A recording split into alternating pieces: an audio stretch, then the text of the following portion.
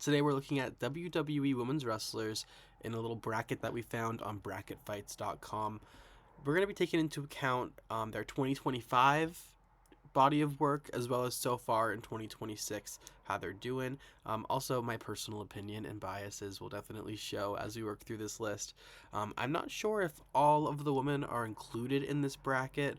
I'm guessing that some are left out, but we'll see. I think we're just here to have a good time and work through these women. So let's see what we're starting with here in this bracket. Okay, round one, we're seeing first Natalya versus Jade Cargill. Natalya, we just had this switch in Natalya coming with Natty, the low-key legend being in WWE. I think she's going to have probably a big year in 2026. As big a year that we've seen for Natalya in a long time. But Jade Cargill is the WWE Women's Champion. She hasn't had many defenses, unfortunately, in this reign. I don't think she's had any yet so far. But I think we have a match with Jordynne Grace on the horizon, maybe Tiffany Stratton at WrestleMania. Either way, Jade Cargill had a very strong 2025. And I mean, I think 2026, she's going to continue to be dominant. I don't think Natalya has really been able to showcase her wrestling ability, even though she is a very good technical wrestler. She hasn't been able to showcase that a lot in 2025, and so far in 2026, she hasn't been able to either. So we're going to go with Jade Cargill in this first round. So they have Jade Cargill again here against Izzy Dame. That's funny. We're gonna go Jade Cargill again because clearly over Izzy Dame, WWE Women's Champion should go over her, and then next round we'll just continue with Jade Cargill. I guess she gets a bye in that case. Now here we have an interesting one: Tatum Paxley and Kendall Gray. Kendall Gray has been kind of a standout in NXT. I think took a lot of people by surprise. Meanwhile, Tatum Paxley just had amazing character work and even had that short NXT Women's title reign. It was a really fun surprise for her to win it. It was a shame she lost it so quickly. I think overall, Kendall Gray has a lot of exciting opportunities in the future. I think she is the future. She's such a good wrestler. But Tatum Paxley, I think, as far as looking at this last year, had such a great year. And I hope that there's big stuff on the horizon for her as well. We're going to go with Tatum Paxley. Oh, this is a tough one to lead us off here. Chelsea Green versus Io Sky. Io Sky is the greatest professional wrestler, I think, man or female, on the planet today, as Michael Cole says. Chelsea Green is one of my favorite personalities. I love her so much. However, I don't think she's going to be able to beat Io Sky, but if it wasn't against Io Sky, I think Chelsea Green could have gone a lot farther in this competition because I love Chelsea Green. Io Sky's just untouchable. She's just one of the best in the world, so we're going to go Io Sky. Oh, so now a current diva versus a past diva. Blake Monroe versus Nikki Bella. Nikki Bella had her big return this year. Had a match with Becky Lynch that got a lot of criticism. A match with Stephanie Vaquer that was pretty good. And now moving forward, Brie Bella's here for that tag team division. However, Blake Monroe has made a splash in NXT. She's no longer the North American champion because of that botched pinfall with Thea Hale, but she had such a great debut, I think, feuding with Jordynne Grace, and I love her theme song so much. I think overall Blake Monroe had a better year than Nikki Bella, and so, surprisingly, I'm going to go with this current upstart diva in NXT. And now, of course, she's not an upstart. She's been around for a while in AEW. But we're going to go with Blake Monroe over Nikki Bella. Oh, no question. We're going to go with Stephanie Vaquer. Now we have Lola Vice versus Sol Ruca. And I like Lola Vice. I think she needs something else before a main roster call up if she wants to have like a guaranteed great run on the main roster. Well, Sol Ruca, I think, already has the full package. She had such a great year. Not only championship wise, speed champion, North American champion. The storylines that she's having with Zarya are still ongoing, and I'm intrigued by those. I know it's been a lot of the same for a while, but I'm excited to see where those head. And then, of course, having some big opportunities this year. We just saw her in the Rumble with an amazing showing. Final 3 for her is crazy for an NXT debut. And then on John Cena's retirement show, having a great match with Bayley where she picked up the win. How could we not go with Sol Ruca here? Wow, what a matchup in the first round. AJ Lee or Becky Lynch. AJ Lee had the best return of the year. One of the best returns in a long time since her husband CM Punk. Um, but Becky Lynch, man, her whole gimmick is so good right now. She is so funny. She's so good at being bad and at being annoying. She can do whatever she wants to do. She can do no wrong. I'm gonna go with Becky Lynch here, but I have to say this is a brutal first round matchup. I think just the idea that AJ Lee's only been in 2 matches, neither of them being singles matches. I'm excited to see what AJ Lee brings us in 2026 with her supposed WrestleMania match with Becky Lynch. That seemed pretty like a surefire thing. Becky, on the other hand, has just had such a year, elevating younger talent with Maxine Dupree, having a great run with his Intercontinental Championship. She's just on another level. Okay, this is the buy round we were talking about. We're gonna go with Jade Cargill, of course. Okay, Tatum Paxley versus Io Sky. I'm gonna say right here, Io Sky is moving on in this round. But again, just to give Tatum her flowers, I'm excited for her on the main roster. I think that is a thing that we can expect this year at some point. Um, she had a fun year, but Io Sky is just, I mean, the match at WrestleMania with Bianca and Rhea, the match at Evolution with Rhea. Anytime she's in the ring, she's just the most exciting thing on the show. So we're going Io Sky there. Blake Monroe versus Stephanie Vaquer. This is an interesting one. I think Stephanie Vaquer had one of the best years for a debuting talent in years. I mean, we talk about so often the rise that someone like Brock Lesnar had back in the 2000s, the rise that even like Tiffany Stratton had a couple last year, the year before, where within a year she won Money in the Bank. Stephanie Vaquer debuted off the back of being a NXT champion and North American champion within the year. She debuts, and within what, a couple months, she was facing Io Sky at WrestlePalooza and winning the World Heavyweight Championship. That's insane. That's something that never happens, not at this rate. I mean, maybe Finn Balor. I'm trying to think. Finn Balor, when he debuted, he very quickly won the first ever Universal Championship, but then he had to relinquish it due to injury. I think Stephanie Vaquer is kind of having an unmatched year right now that I think we're going to look back on in a way that we look back on a lot of these other massive years like Brock Lesnar and in a way that I don't think a lot of the people touch that level. Stephanie Vaquer, for sure. Now, poor Sol Ruka, this is where her story is going to end. Becky Lynch, again, perfect character work. The in ring is still there, and I mean she's just on the verge of having another great year as well in 2026. Gotta go, Becky. Here we go now. Jade Cargill, I think this is as far as you're gonna go because there aren't any iconic Jade Cargill matches from this past year. Her and Tiffany had better chemistry than I think a lot of people gave them credit for. Their match at, I believe, SummerSlam, I thought was really fun. Tiffany beating her in that matchup, and then her squash match with Tiffany Stratton to win the championship. I think that was the right call to have a squash match there. Tiffany, of course, had the injury, and now she's back, so we can probably expect maybe that being a storyline with Jade and Tiffany going into Mania. But Io Sky, man, just putting out a body of work unlike any other. And now, I mean, we're talking about going to 2026 as well. She's going in a tag team champion with Rhea Ripley in this kind of like mega powers type team. Io Sky all the way. Stephanie Vaquer versus Becky Lynch. This might be the hardest one yet because Stephanie Vaquer, again, is having this ridiculously good debut year, whereas Becky Lynch is almost just like on another level of her own career. She's had so many different iterations of herself, and right now she's just so good on the microphone. Not maybe I might say this past year Stephanie Vaquer might be better in ring than Becky Lynch this year, just because Becky I think has been working more mid card matches. I don't know. This is tough because now wait, I'm thinking Lyra Valkyria. What am I thinking? Of course, Becky Lynch with Lyra Valkyria's matches were the best matches of the year last year as well.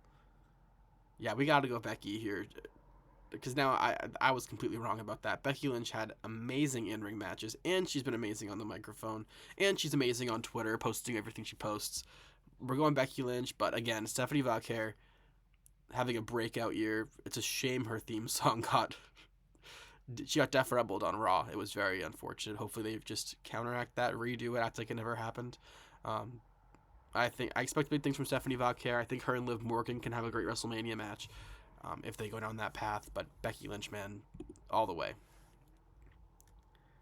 And now, is this our final here?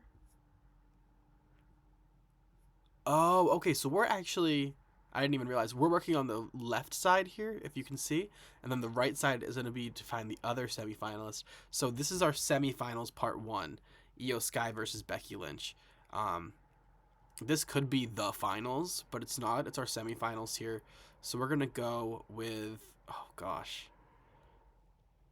I think I have to go Becky Lynch. Io Sky having amazing matches.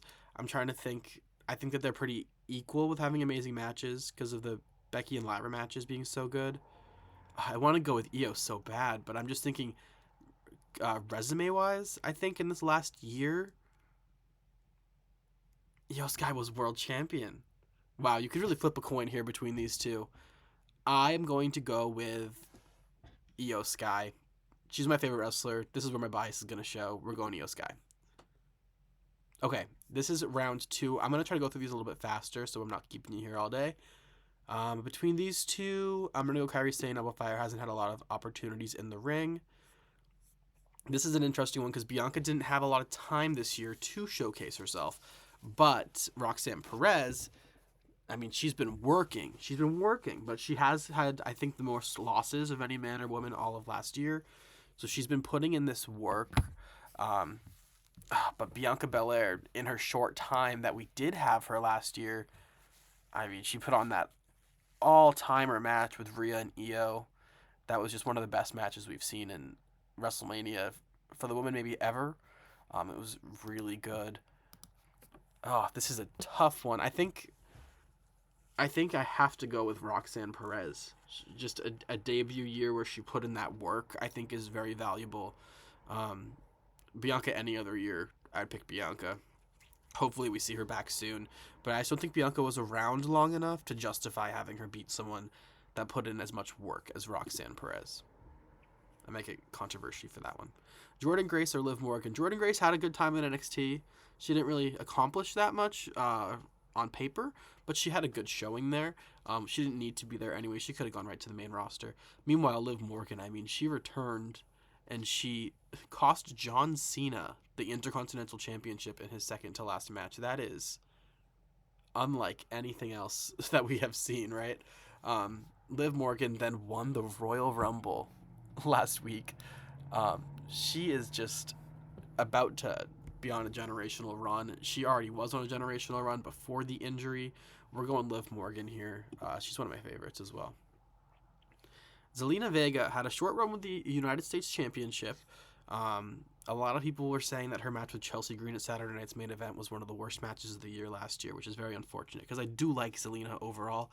I think she's a good person, and I think she can be a good wrestler.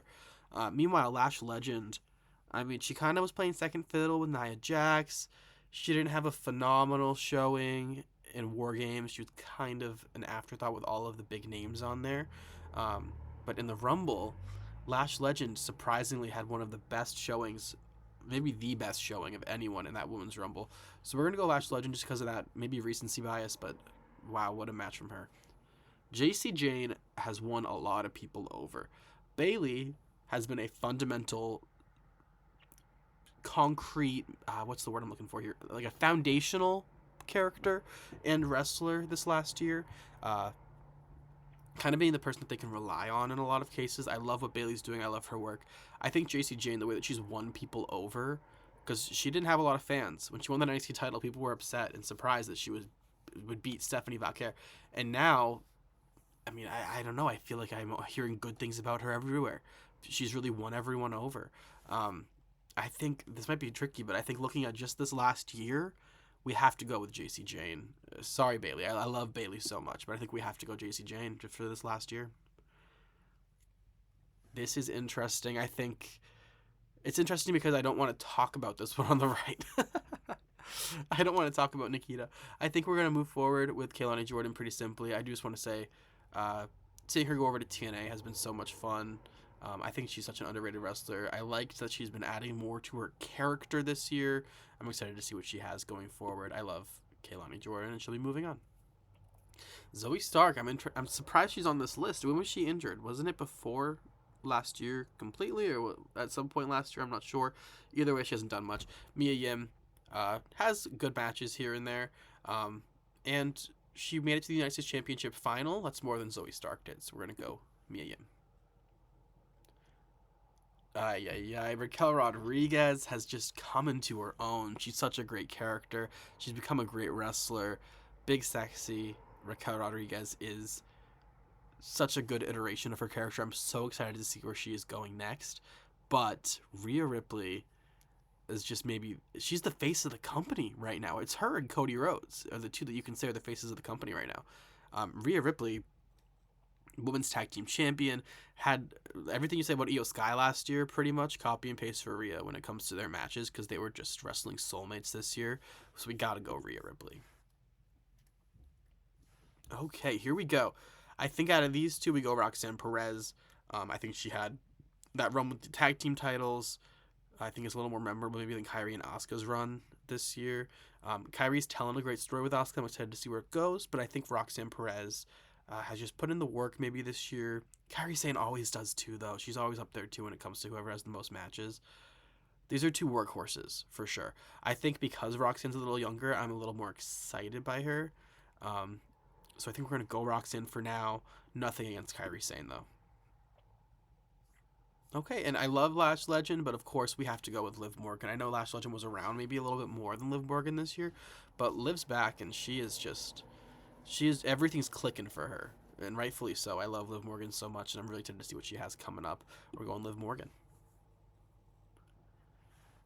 This is an interesting one. I think I'm gonna go JC Jane, NXT Women's Champion. I think Kelani Jordan is such a phenomenal talent, but I think JC Jane is just at her peak right now for what she's been able to accomplish. We're gonna go JC Jane, and then of course we're going Rhea Ripley all the way here. Okay, here we go. This is an interesting one. I think right now with their storyline, this may be a match we actually do see. It depends on which way Roxanne Perez falls. I think that the bloodline, oh my gosh, the Judgment Day self implosion is about to happen. I think we're gonna see Finn and Raquel on one side, Liv, Dominic on the other, and Roxanne in the middle. Of course, we're going Liv Morgan here. She's just such a phenomenal performer, underrated wrestler, um, and great at making people be annoyed by her, and her gear is always on point. I love Liv Morgan so much. We're going Liv Morgan. And this is where JC Jane's run is going to end because, again, Rhea Ripley is the face of this company. And of course, now our semifinal match on this side is Liv Morgan and Rhea Ripley. Wow. I think, based off of this last year, we're going to go Rhea Ripley because of the amazing body of work. Liv Morgan just wasn't here. She was injured, recovering. I think Rhea Ripley is probably a better wrestler than Liv Morgan. It's a shame in their feud they were never given the opportunity to really go in the ring for having a great match that I know that they can have. But right now, we're going to go with Rhea Ripley. Love Liv Morgan so much. This is, again, a really hard one. I wouldn't blame you if you picked Liv over Rhea. But I think looking at this last year, Rhea just put out a much better body of work.